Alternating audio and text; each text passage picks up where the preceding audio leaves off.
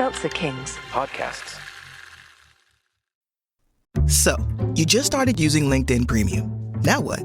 Well, on your premium company page, you noticed around 7.5 times more page engagement and 5 times more page views. Well done. And now, new clients are messaging you. All because you're using LinkedIn Premium, which helps you get the business growth you want. Think big, small business. Think big. Start your free trial at linkedin.com/premium small business. That's linkedin.com/premium small business. It's nothing at all like John Lennon leaving the Beatles. It's more like the guy that was drummer before Ringo being replaced with Ringo. Ass. The following podcast contains... I was told foul language is encouraged. Explicit language.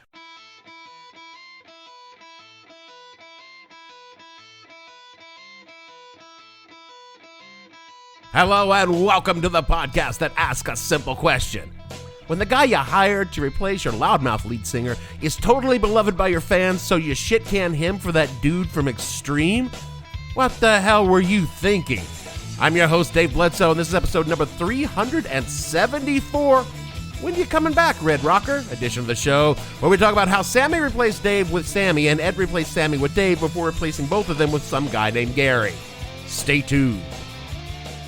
The What the Hell Were You Thinking podcast is brought to you by celebrity-branded alcoholic beverage. If you're thirsty for a type of alcoholic beverage, then you should try celebrity-branded alcoholic beverage. Is this alcoholic beverage of any type with any random celebrity's name on the bottle different than any other brand of alcoholic beverage? Maybe. Maybe not.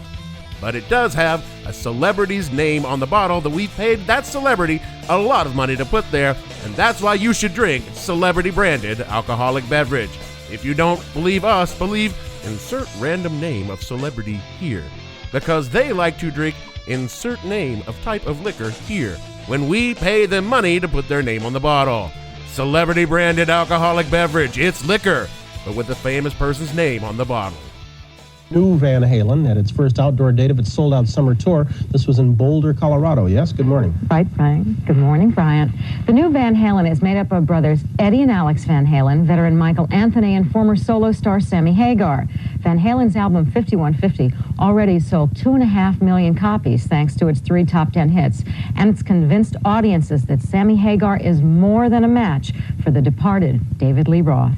What do you want with us? You want us to be ourselves? The general public who has been buying 5150 like hotcakes didn't even blink at the change in the personnel in this band. In fact, the album soared. Did that surprise you? Oh, yeah, they did blink. They went, whoa. All right. It sounded like this before. Did it surprise you at all? I just figured, we make a good record, and it sounds good. It doesn't matter who's playing. Actually, we didn't even play on the record. We had the monkeys play. They did the whole... One of the fun parts about growing up with a parent in the military is how you get to make new friends every 2 or 3 years because either you or your friends all move away. Doesn't sound fun at all.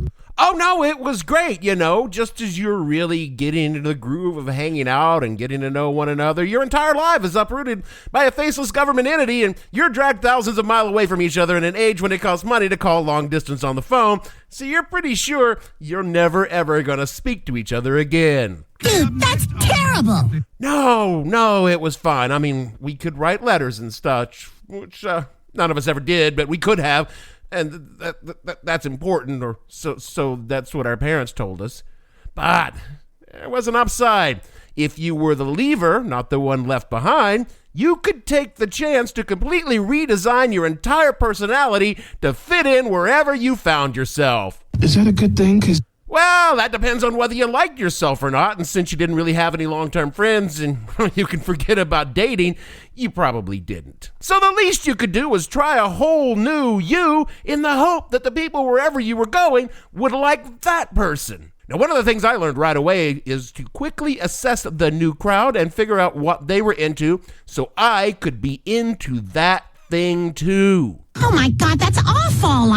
It was vitally important as a teenager trying to integrate into a new scene. You seem as blandly generic and utterly inoffensive as possible so as to minimize the amount of time you spend as a sad, lonely dweeb on the outskirts of your high school social order.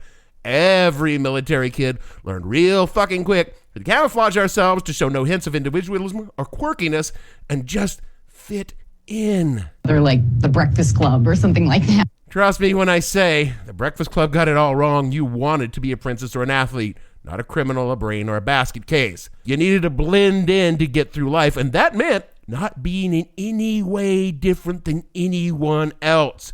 And that's also pretty good advice when you're hired to replace a beloved charismatic lead singer in a super popular rock band in the mid-1980s. Which brings us to 1986, when Sammy Hagar had to blend in to be in Van Halen. We talked last week about how Ed and Dave mutually had come to a parting of ways over creative differences. They had a fight. They hated each other. And mutually chose to pursue separate career paths. I didn't force him out of the band. He quit. And how after noodling various options like Patti Smythe from Scandal or Daryl Hall from Hall & Oates, the band decided to hire Sammy Hagar. Now, Sammy had what could be described as an interesting life before he came to rock and roll. Born in 1947 to itinerant farm laborers on a farm in Central California. Sammy's dad, Bobby, was... well, let me just quote from the Inland Daily Bulletin in a 2011 article. Quote, "We were bone fucking poor," he writes, he being Sammy. "My father was a town drunk," Hagar writes. "He was a complete alcoholic and a madman. His abuse led his wife to drive their 4 kids into orange groves some nights to sleep in the car. On drunks, he would spend the rent money, forcing the family to move frequently." Hagar writes that the family lived in 9 different homes in Fontana during his childhood. They never had a telephone and usually had a chicken coop in the backyard. And finally, at the age of 10, his mother Gladys took the children away for good, unquote. Now, if you have ever lived in a small town as a kid, you can imagine how badly Sammy Hagar fucking wanted out of small town life. Maybe you're projecting hostile feelings. I might be, but trust me, I think that's also true about Sammy. He had taught himself how to play guitar on a $40 guitar he bought from the Sears and Roebuck's catalog, and fronted his first band, the Fabulous Castiles, at 14 years old. Man, 14 years old. You know, if I'd actually taken a lesson or something, I might have actually been good at the guitar. That is generally how this works.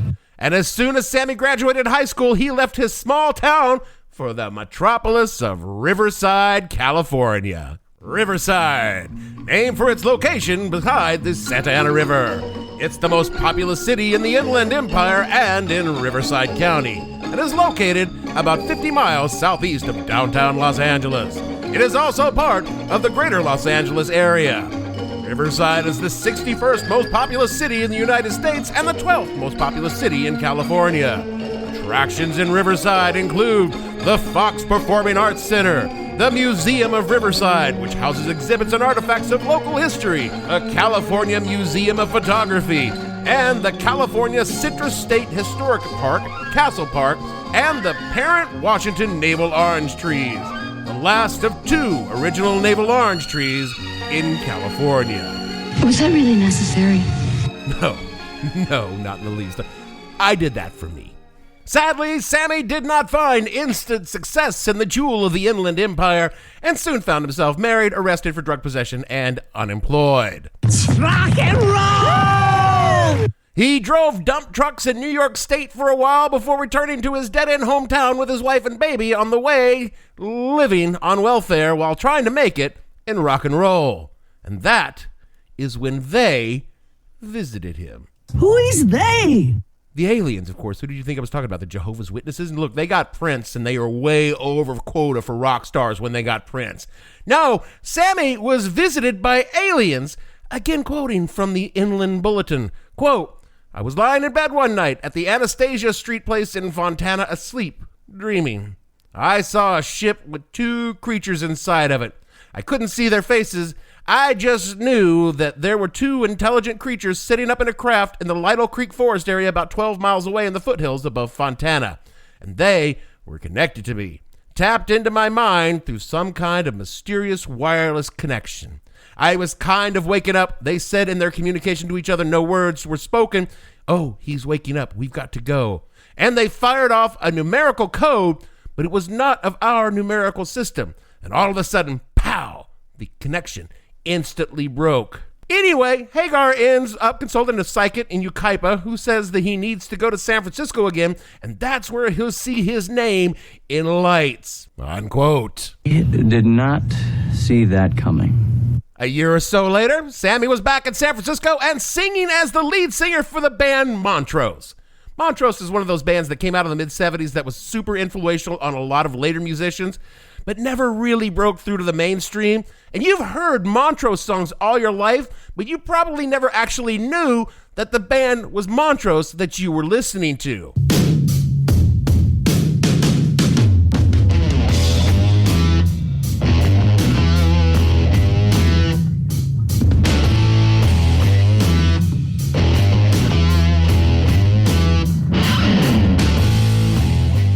Sammy was with Montrose for 2 albums and tours, and he left after getting into a fight on tour with Ronnie Montrose, who had formed the band. Notice any similarities? So he launched his solo career in 1976. Sammy Hagar, or the Red Rocker, as he liked to be known because he liked the color red and was a rocker. Logical. And he had a fairly successful song titled Red, which was, this is one of those times when I get to Dave Bury you and say, I swear I'm not making this up, covered by none other than Bette Midler. I don't believe this. I don't believe you. I didn't believe it either until I looked it up, and by God, this is Bette Midler singing Sammy Hagar's Red.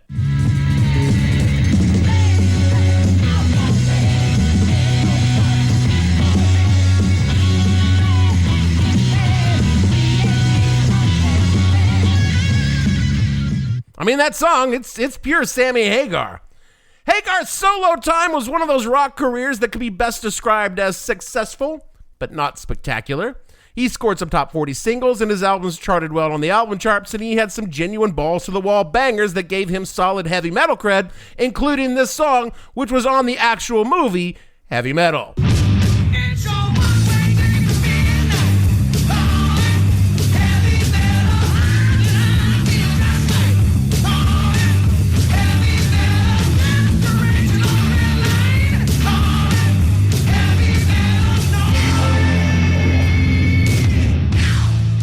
A movie that will someday surely be its own episode. Hagar was also part of an 80s supergroup, which is another topic which will be its own episode someday, called HSAS, for Hagar, Neil Schon of Journey, former Foghat bassist Kenny Aronson, and former Santana drummer Michael Shreve. Which, okay, those 4 names, you might be stretching the definition of a supergroup, but not every band could be the Traveling Wilburys. It was in 1984 that Sammy's best known, if not highest charting hit, put him on the map for the MTV generation, with a truly phenomenal anthem that has, though it's lost the meaning of why it was recorded, still resonates in the heart of everyone who has ever been in traffic court.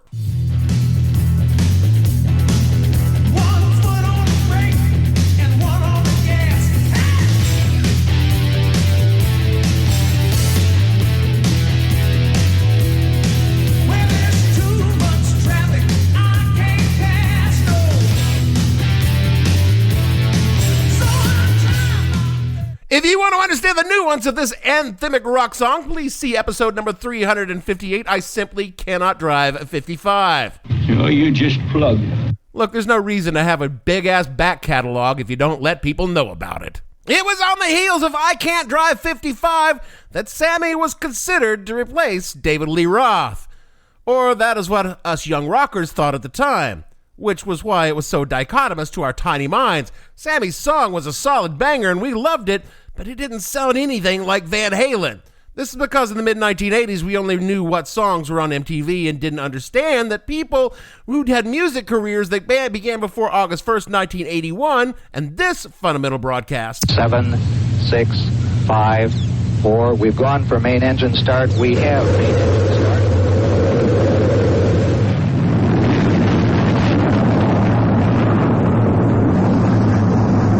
Ladies and gentlemen, rock and roll.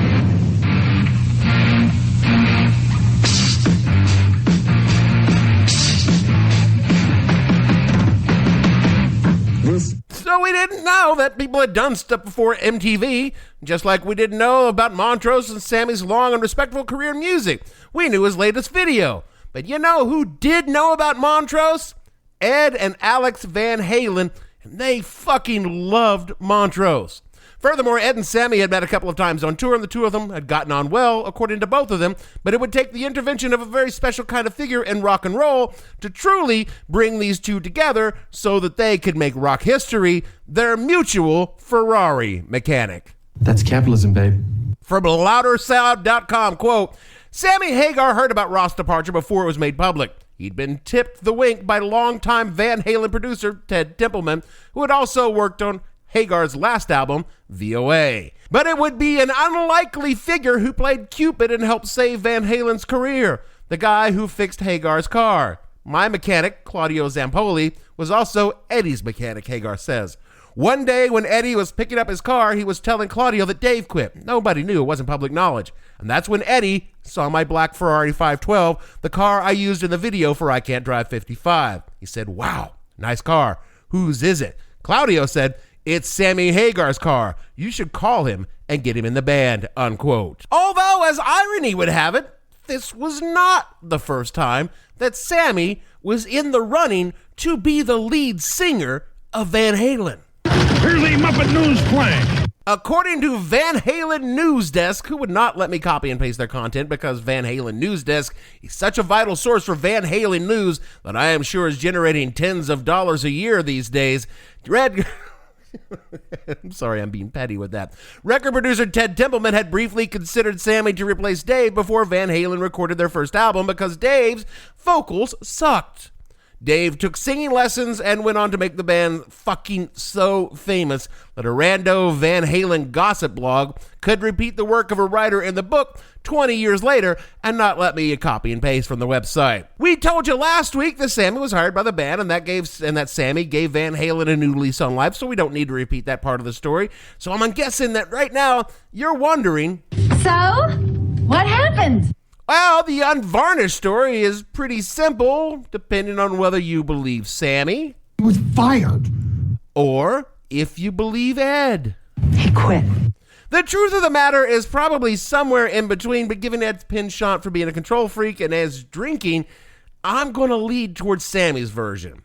After a decade and 5 best-selling albums, things began to fray. Things have been rocky for the band on their last tour, supporting their 1995 album Balance, which went to number 1 on the album charts, but I have zero memory of it even existing. The tour was plagued with injuries in the band. Their longtime manager had recently died, and their new manager was one of Ed's boys. That new manager, Ray Daniels, wanted to do what pretty much every band was doing in the mid-1990s while record sales were just fucking insane. The quick hit cash grab of a greatest hits album. Time to get paid. Now, for the record, I love a greatest hits album, all of the pony and none of the shit. But Sammy felt like greatest hits albums were for bands on their way out, and that the band should take some time off and come back with a new album in a year. What Sammy didn't know was Ed wanted the money too, because he was a money guy and was big behind the greatest hits idea. So Ed and Alex wanted to get back in the studio. The plan was to record 2 new songs for the greatest hits album and then start working on a new album. But Sammy had just had a new kid and kind of wanted to take some time off to spend with his baby. Sammy told the spokesman back in 1997, quote, Hagar says he was fired by Eddie Van Halen last year on Father's Day. It came after Hagar sought a 2-month off following his year-long tour so he could spend some time with his wife and 3-month-old baby. He suggested that Eddie take the time to have hip surgery, which since he's had done, and Alex Van Halen tend to the ruptured vertebrae that forced him to wear a neck brace on tour. Instead, Eddie and Al went right into the studio. They said they had to make money, but I said, whoa, are you crazy? We're not hurting for money. I wanted to spend 2 months with my new baby, then make another record. But Eddie said, I'm frustrated because you never do what I ask you to do. And the real culprit, Hagar believes, was the new manager, Ray Daniels, Alex's brother-in-law, who was trying to squeeze every nickel out of the band. Thus began a cheapening of Van Halen, he says. When the group released a greatest hits album along with Roth on 2 new tracks, plus did Nissan and milk commercials, all of which Hagar opposed, unquote. You might notice that Sammy opposed the Nissan and milk commercials, but he had no problem at all with Pepsi playing Right Now for that Crystal Pepsi thing that happened back then. See episode number 331 for more about that story. We're just going to keep plugging away. Ed's version? slightly different, as you might assume. According to ClassicRock.com, quote, Eddie's displeasure also reportedly stemmed from Hagar's decision to record new music for a contract-fulfilling solo best-of set, which turned into a bigger sticking point when Hagar objected to the notion of a Van Halen hits collection with his own new songs, and recording material for the movie Twister soundtrack. It all came to a head on Father's Day of 1986, and I said, Sam, if you want to make another record or do another tour, you got to be a team player. Van Halen is a band, not the Sammy Hagar show, not the Eddie Van Halen show, the Alex Van Halen or Michael Anthony show. Eddie told Guitar World later that year. He finally said, yeah, goddammit, I'm fucking frustrated. I want to go back to being a solo artist. And I said, thank you for being honest, and we ended up hanging up like everything was cool because it was all out in the open.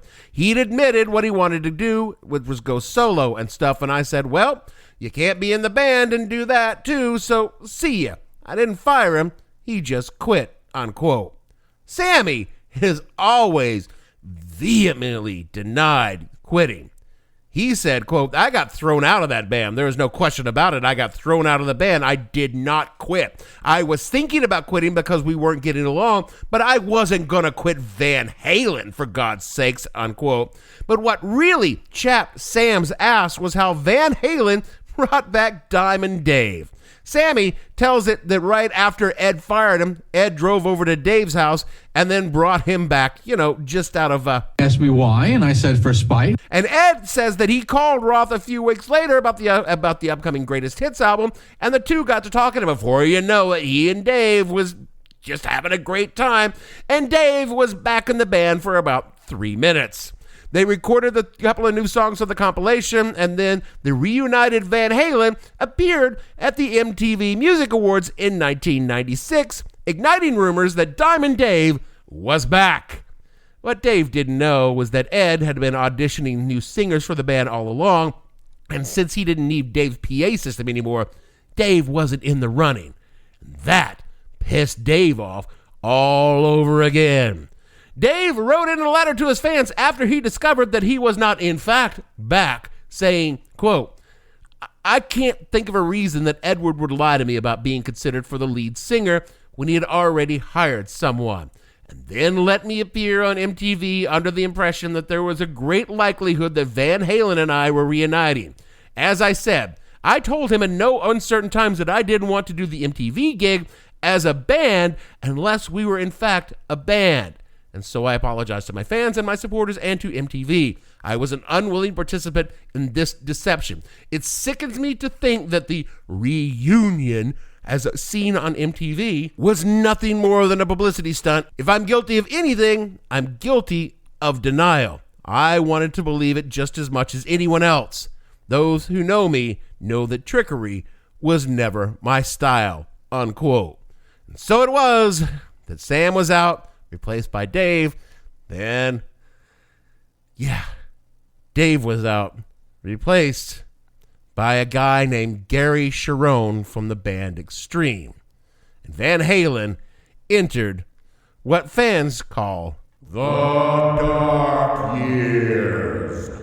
Sam went back to his solo gig, played with various bands, and releasing a couple of albums that did well, but not spectacularly, much like his original solo years. Nothing to be ashamed of, but nothing to really brag about either.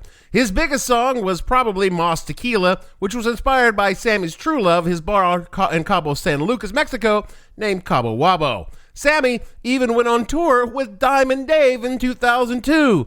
The tour, which featured bassist Michael Anthony from Van Halen, was, it was just different. It was called in the press the Sans Halen Tour, but the two didn't exactly bond on tour.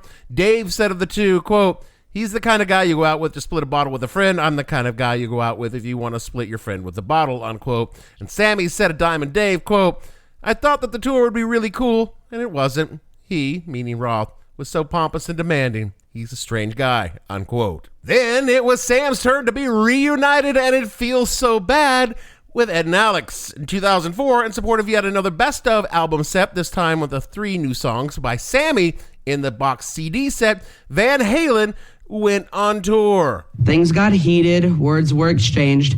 Quoting from Wikipedia, quote, the subsequent tour brought on more problems, however. Most notably, Eddie Van Halen's alleged relapse into alcoholism. The relationship between Hagar and Van Halen eventually got so strained that they completed the tour using 2 separate charter jets, one for Hagar and Michael Anthony, and one for Eddie and Alex. The tour ended with a somewhat infamous show in Tucson, Arizona. As the show ended, Ed smashed his guitar on stage, sending shrapnel into the audience. Okay, come on. If you're a Van Halen fan and you say lost your eye because a chunk of Eddie Van Halen's guitar was impaled in it, that's still like the best thing that ever happened to you. This caused tension backstage after the show, eliminating the possibility of a new album being recorded. Hagar said in an interview and later confirmed in greater detail in his 2011 autobiography that Eddie had changed and was not the same person anymore. Unquote. That was it for Sammy and Ed. They didn't speak again for over a decade, but they did reconcile in 2016. After Ed's death in 2019, his son Wolfgang told Howard Stern that Ed had been contemplating a kitchen sink tour with Dave and Sam and the Extreme Guy, but it never got off the ground because of Eddie's illness. And Diamond Dave said of Eddie on his passing, quote, "My guitar player passed away, Eddie Van Halen. He's either in heaven, raised in hell, or he's in hell, consequently in heaven. Read into that as you wish," unquote. And Sammy, as quoted in Variety, said, quote, "I've been reaching out to you," Hagar recalls. And Ed said, "Then you fucking call me. You fucking call my brother. Call me." And I said, "I love you, man." It was like, boom. We were as good as it was, Hagar says. And a beautiful thing, unquote. And sometime later, he spoke again in a YouTube interview saying, quote, "More than anything, because of the untimely and tragic death of Eddie Van Halen, I apologize from the bottom of my heart for exposing his dark side to where I don't think anyone wants to hear that now," unquote. Which, if you're looking at the 2 statements between Sam and Dave, you're going to kind of come to the conclusion that Sam was the better person. I mean, Dave basically said that Ed was in hell. These days, Sammy sells tequila. I've had it. I like it. He settled nicely into the aging rock star entrepreneur. He sold his interest in the Cabo Wabo tequila to Grupo Campari for $80 million, which will buy you a lot of limes and salt. He has a rum brand, various clubs and restaurants and bars across the country, and the Cabo Wabo Club has become a franchise. There's spots in Mexico, Hollywood, and Las Vegas. He even has a TV show, the Rock and Roll Road Trip with Sammy Hagar. Sammy's run with Van Halen ended better for him than Dave's did, but that's because Sammy was older than Dave and had his own music career and was better able to survive working with Eddie Van Halen. Which, I guess, brings me to the part where I speak ill of the dead, which I actually have no problem doing because I'm speaking the truth. Eddie Van Halen was a brilliant fucking musician. He shaped rock and roll and inspired millions of musicians to make incredible music, billions of fans around the world. He is in the pantheon of rock gods alongside any other incredible rock and roll musician you want to name. But all of that being said, it's abundantly clear that to work with Eddie Van Halen was pretty much the worst job in rock and roll because Ed was a fucking raging asshole. I'm not saying Sammy was perfect, but he does have a reputation for being professional and kind of easy knowing. And I'm definitely not saying Dave was perfect because Dave, God love him, but Dave is his own special kind of asshole.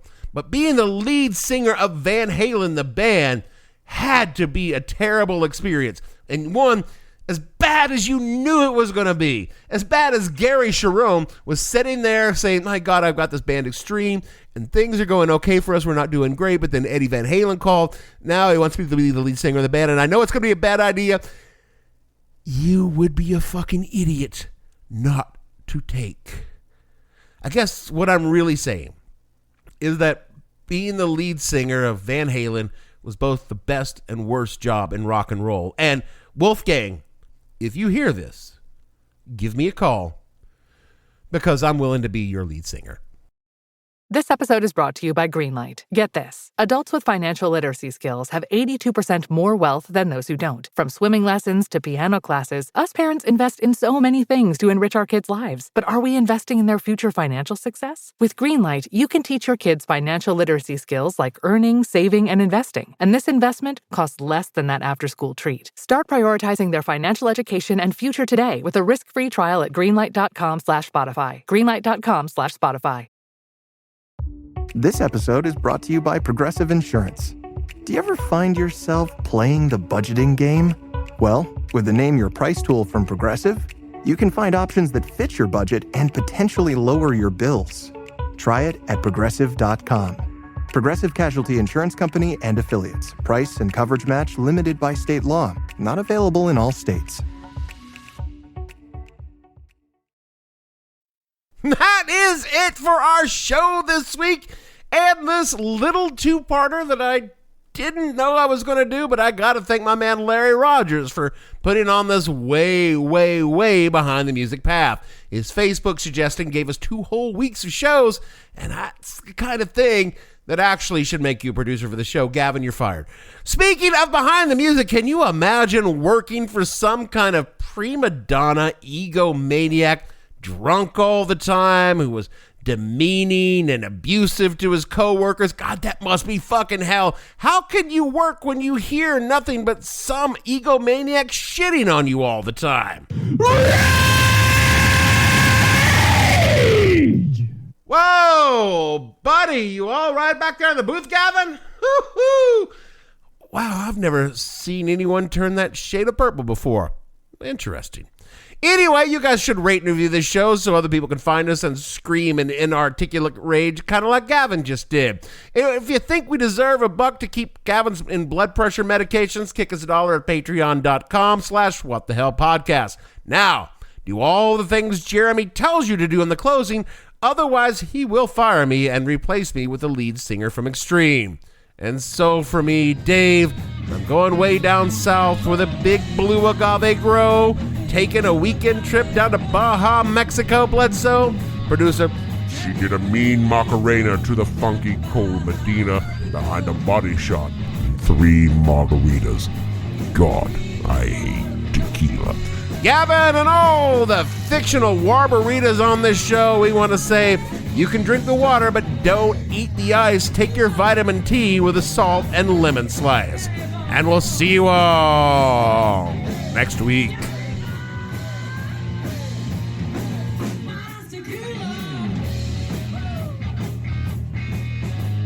What the Hell Were You Thinking stars Dave Bledsoe and features Gavin St. James and several fictional minions. The show is produced by Kimberly Steele and a part of the Seltzer Kings podcast network. You can find more information on the show on their website, whatthehellpodcast.com, or on Twitter at @thehell_podcast, or on Facebook as What the Hell Podcast. Thanks for listening. I have no ending for this, so I take a small bow. Let me know if you see a Radio Shack. Seltzer Kings podcasts.